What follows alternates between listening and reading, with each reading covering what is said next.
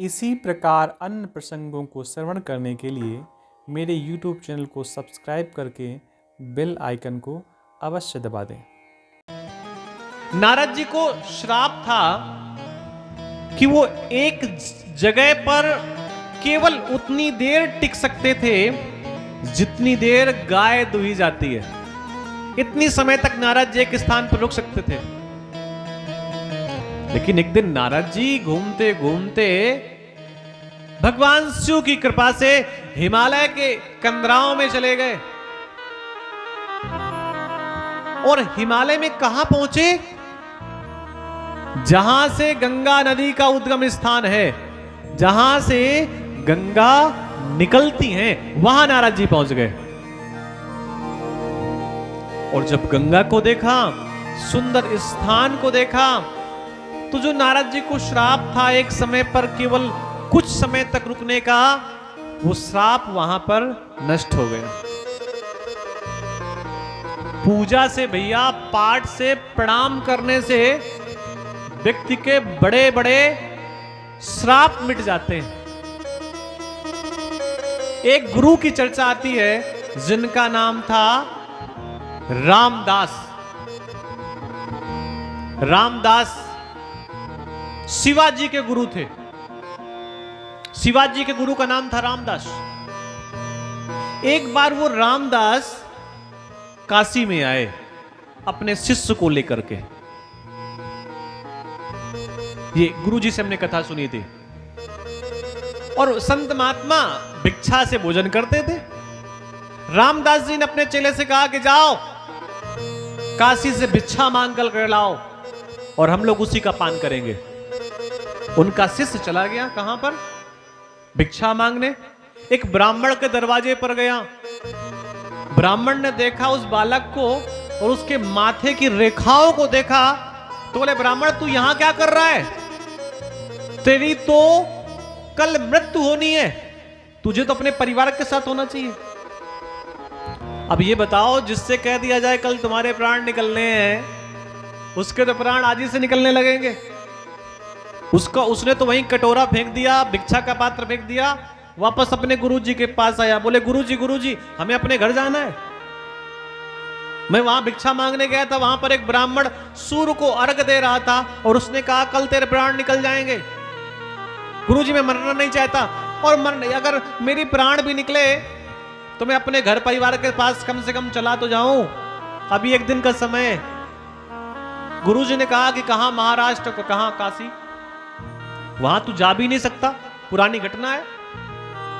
इतने साधन नहीं थे, घंटे तो घंटे में आप पहुंच जाए। लेकिन गुरुजी ने कहा कि तू चिंता मत कर, तू मेरे पास बैठा रहे। अगले दिन जो मृत्यु का समय था, उसी समय गुरुजी ने कहा अपने चेले से कि बेटा पैरों में बहुत दर्द हो रहा है, थोड़ा दबा दोगे क्या? अब गुरु की बात चेला ना माने संभव नहीं है। अच्छे श्रेष्ठ चेले तो ऐसे ही होते हैं। बोले बिल्कुल गुरुजी दबा देंगे। जब वो दबाने के लिए पैर बैठा तो गुरुजी कुछ इस प्रकार लेटे कि जो शिष्य दबा रहा था पैर, तो शिष्य की पीठ उस कुटिया के दरवाजे की ओर थी। गुरुजी इस प्रकार जानबूझकर लेटे थे। अब वो चेला अपने गुरुजी के पैर दबा रहा है। चिंता चेले को है किस बात की कि मेरा मृत्यु का समय आने वाला है। लेकिन गुरुजी पैर दबवाते रहे। वो घड़ी जिस समय उसके प्राण निकलने थे, उस समय काल आया, मृत्यु का देवता आया और उसके प्राण लेने के लिए आया। गुरुजी इस बात को जानते थे और उस ज्योतिषी ने भी सही बात कही थी। लेकिन मृत्यु का देवता वहां बहुत देर तक खड़ा रहा। इतनी देर तक खड़ा रहा कि उसके मृत्यु के समय की घड़ी टल गई। और जब समय की घड़ी टल गई, भाई जो समय निश्चित था उसमें उस मृत्यु के देवता ने प्राण लिए नहीं और वापस घूम करके जैसे ही चलने लगा, कुछ देर बाद तो गुरुजी ने करवट बदली और उसको पुकारा, ए वापस कहां जा रहा है? किसको? मृत्यु को। किसको? काल को पुकारा। तो उस काल ने कहा कि गुरुजी हम तो आपके चेले के प्राण लेने आए थे। तो बोले फिर ले क्यों नहीं जा रहे?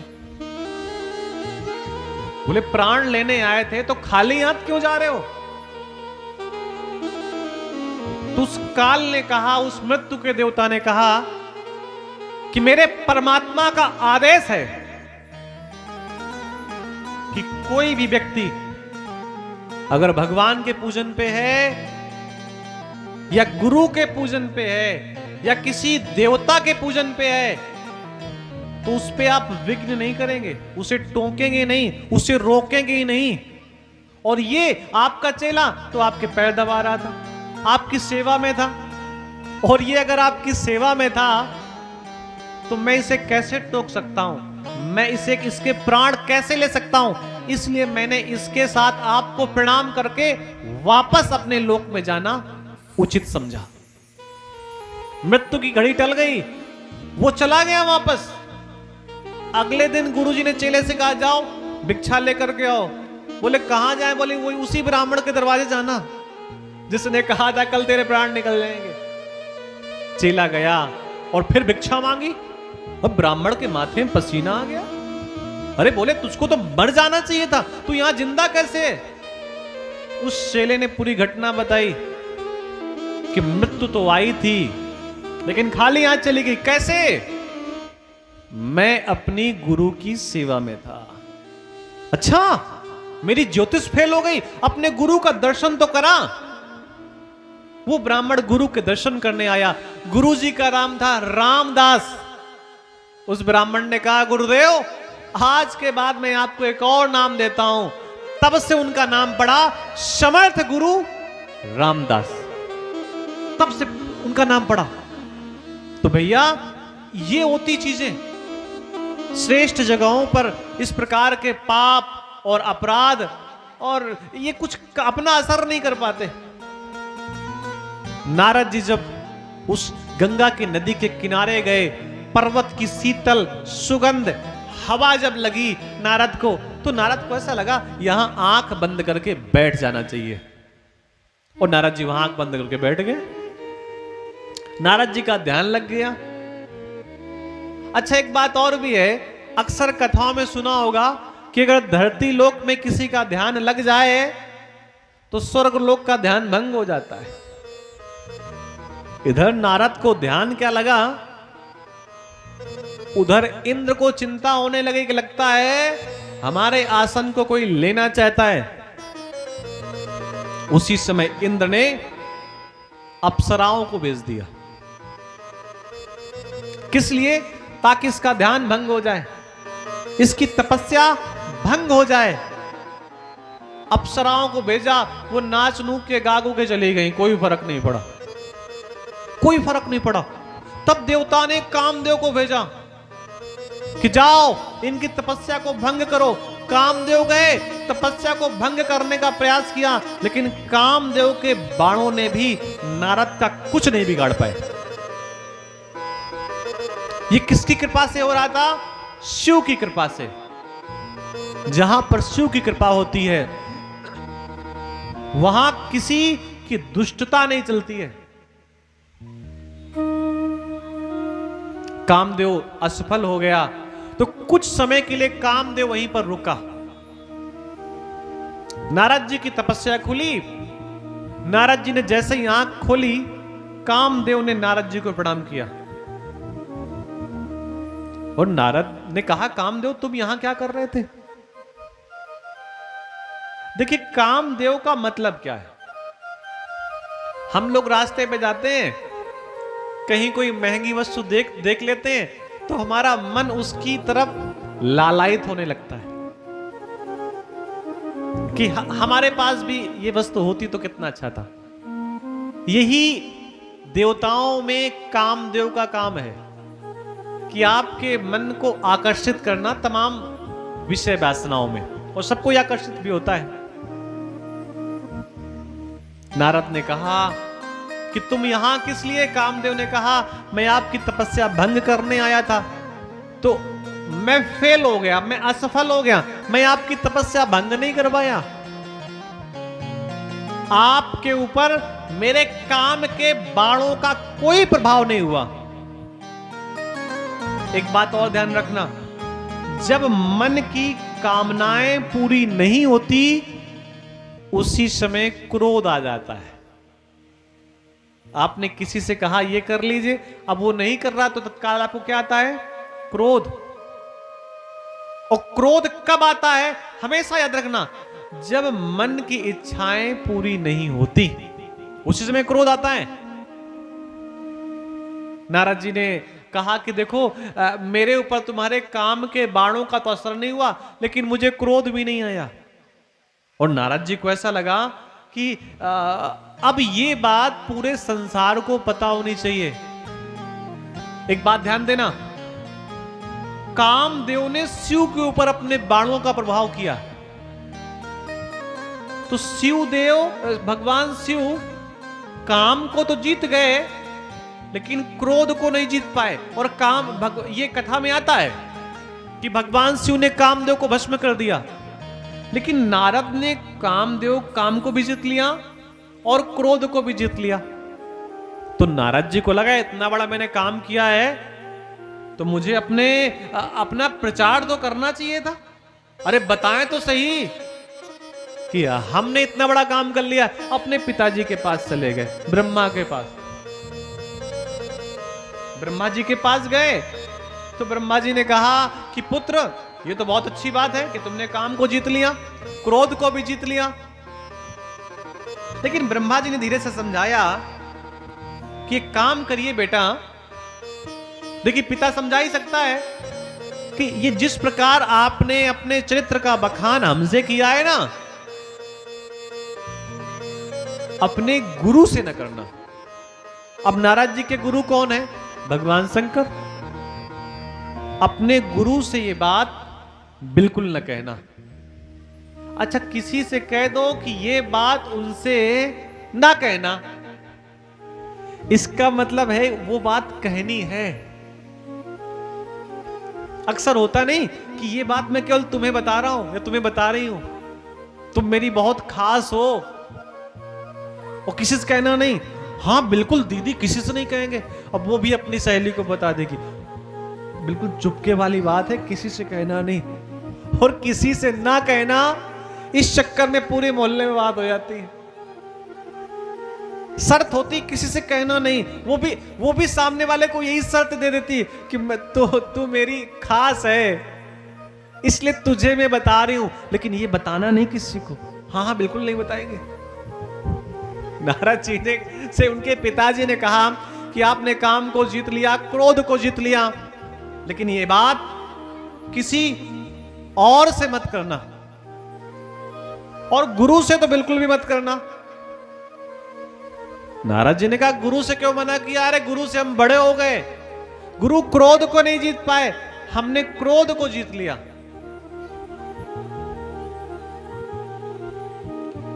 मारे चरित शंकर ही सुनाए, मारे चरित शंकर ही सुनाए। मारे, सब लोग गाएं। मारे चरित शंकर ही सुनाए, मारे चरित शंकर ही सुनाए। अति प्रिय जानी महेश सिखाए, अति प्रिय जानी महेश सिधाए। मारे चरित शंकर ही सुनाए, मारे चरित शंकर ही सुनाए। मारे चरित शंकर ही सुनाए, मारे चरित शंकर ही सुनाए। अति प्रिय जानी महेश सिखाए, अति प्रिय जानी महेश सिखाए। बारे बार बार बिनवऊ मोने तो ही बार बार विनवो मुनि तो ही बार बार बिनवऊ मोनि तो ही बार बार विनवो मुनि तो ही जिमें यह कथा सुनावो मोही जिमें यह कथा सुनावहु मोही तिमे जनी हरि ही सुनावहु कबहु तिमे जनी कबहु सुनावहु कबहु तिमे जनी हरि ही सुनावहु कबहु तिमे जनी हरि सुनावहु जबहु चले हूँ प्रसंग दुराए वो तब हूँ तले प्रसंग दुराए तब हूँ रामे कीने चाहई सोई होई राम कीन चाहे सोई कोई राम कीने राम कीने चाहई सोई होई राम कीन चाहे सोई कोई करे अन्यथा हस नहीं कोई करे अन्यथा अस नहीं कोई करे अन्यथा हस नहीं कोई करे अन्यथा अस नहीं कोई बारे बारे बिने मुनि तो ही बार बार बिनवहु मोनि तो ही बार बार बिने बिनवहु मोनि तो ही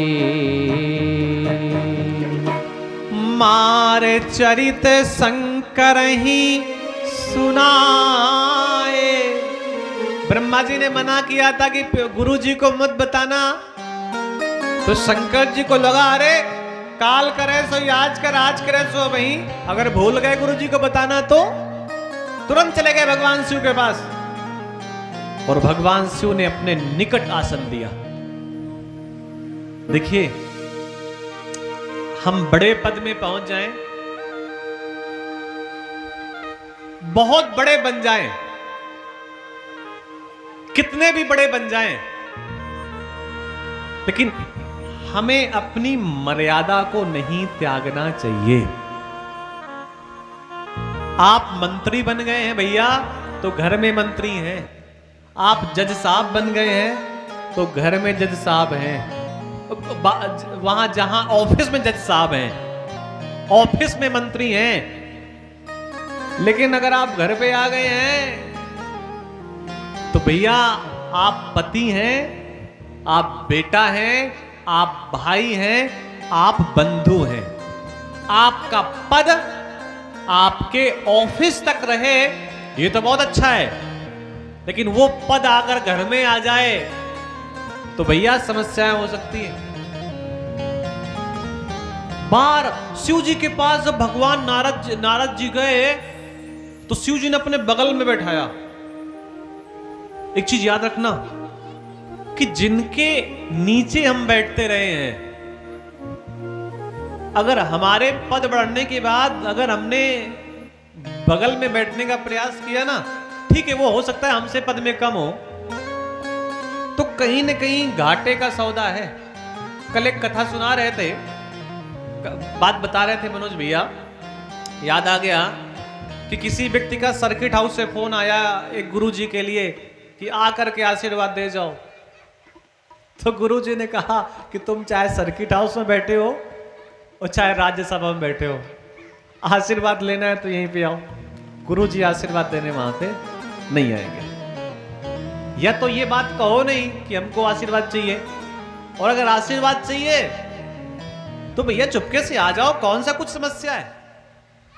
अब उसमें आप कह दो कि नहीं गुरुजी यहां पे आए, आपको जान करके बड़ी हैरानी होगी, हमको बड़ी खुशी होती है कि वो व्यक्ति जो इस राज्य का मुख्यमंत्री रहा और फिर एक बड़ी पार्टी का अध्यक्ष भी बना और आज वो वो मंत्री भी है केंद्र सरकार में, और उसे जब अपने गुरुजी से मिलना होता है तो अपने गुरुजी के पास आता है। इस चीज को गौर करना मनोज भैया, आपने कल जो बात बताई थी यही होता है, आधी गगरी पूरी गगरी, खाली गगरी कम गगरी। समझ गए मेरी बात? कि गुरुजी को बुलाया नहीं जाता, गुरुजी के पास आया जाता है। हाँ वो एक अलग बात है, गुरुजी घर आ जाएंगे तो हमारा घर पवित्र हो जाएगा, लेकिन हमारे किसी दूसरे घर में आप आशीर्वाद देने आ जाएं, भाई वो सर्किट हाउस आपका घर नहीं है, वो गेस्ट हाउस है। अपने घर पे आप बुलाएं तो कोई समस्या नहीं, कि हमारे घर में आ जाए, कोई समस्या नहीं। बगल में नारद जी को आसन दिया भगवान शिव ने, और नारद जी को लगा कि हमारे बड़प्पन की वजह से हमको आशीर्वाद मिला है। बार बार बिनवो मोई तोई, अरे जिन्हें आदेश देना चाहिए वो आज निवेदन कर रहे हैं। किससे? अपने शिष्य से, नारद से निवेदन कर रहे हैं। एक बार नहीं, बार बार बार बार बिनवो मोई तोई, जिम यह कथा सुनायो मोई। आपने बताया नहीं कि आपने काम को जीत लिया, आपने क्रोध को जीत लिया, आपने मोह को जीत लिया, ये कथा आप हमको सुना रहे हैं ना, ये कथा नारायण को न सुनाना। और हां चले वो प्रसंग, अगर कोई प्रसंग भी आ जाए प्रशंसा का कि नहीं हाँ नारद जी ने ये कर लिया, दुरायो हटने का प्रयास करना, वहां अपने आप की प्रशंसा मत समझ लेना कि नहीं हाँ हमने बहुत बड़ा काम किया है। अरे नारद जी ने अपने पिताजी की बात नहीं मानी, इसलिए गुरुजी ने बार बार हाथ जोड़ा कि पिताजी को तो नकार के चली आए हो, शायद गुरुजी की इज्जत रख लो। लेकिन नारद जी यहां भी नहीं रुके, गुरुजी ने मना किया तो उसी समय नारद जी अपने गुरुदेव को प्रणाम करके कहां चले गए? एक बार करतल बर बीना, गावत हरि गुण गान प्रवीणा। और क्षीर सिंधु गवने मुनिनाथा, क्षीर सिंधु कहते हैं सागर में, और गए कहां? मुनिनाथा, जहां बस श्री निवास श्रुति माथा। नारद जी कहां चले गए? भगवान विष्णु के पास।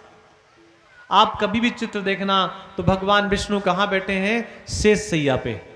शेष कहते हैं सर्पों को, उसकी सैया कहते हैं चारपाई को या आसन को, उस पे बैठे हैं। कौन? भगवान विष्णु। और जहां पर भगवान विष्णु के पैर हैं वहां पर कौन बैठा है? लक्ष्मी। और लक्ष्मी भगवान विष्णु के पैरों को दबा रही हैं।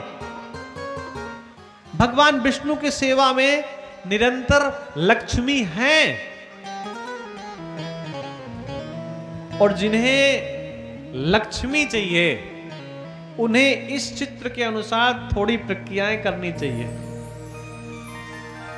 और ये केवल एक पक्ष की बात नहीं कर रहे, दोनों पक्षों को जो कार्य करने चाहिए वो अवश्य करने चाहिए। उस पर हम विस्तार से नहीं जाएंगे क्योंकि हमें उस चीज का, उसमें हमें कोई चर्चा नहीं करनी है। लेकिन उस आसन पर बैठने का अधिकार केवल लक्ष्मी को है, उस आसन पर किसी और को बैठने का अधिकार नहीं है। लेकिन नारद जी जब गए वहां पर, हरस उठे मिले उठी रमा निकेता। अरे जिनके सामने नारद जी हाथ जोड़े खड़े रहते थे, आज उन नारद जी को रमा निकेता भगवान विष्णु उठ करके मिले और बैठे आसन ऋषि समेता। कुछ लोग कहते हैं कि भगवान क्यों उठे? अरे मरीज तो ये है, भगवान तो डॉक्टर है, डॉक्टर क्यों उठा? तो कभी कभी मरीज की हालत जब खराब होती है तो डॉक्टर अपनी सीट से उठ करके मरीज को देखने चला आता है। नारद जी से उठ करके मिले भगवान विष्णु, अपने आसन पर बैठाया, बोले बिहसी, कुछ बातें हुई और बातों के साथ अभी तो नारद जी दूसरी कथाएं सुनाते थे, लेकिन आज नारद जी ने कहा भगवान एक और आजकल नई कथा चल रही है। बोले अच्छा, बोले कौन सी कथा चल रही है? बोली अभी तक राम कथा चलती थी, शिव कथा चलती थी, कृष्ण कथा चलती थी, अब नारद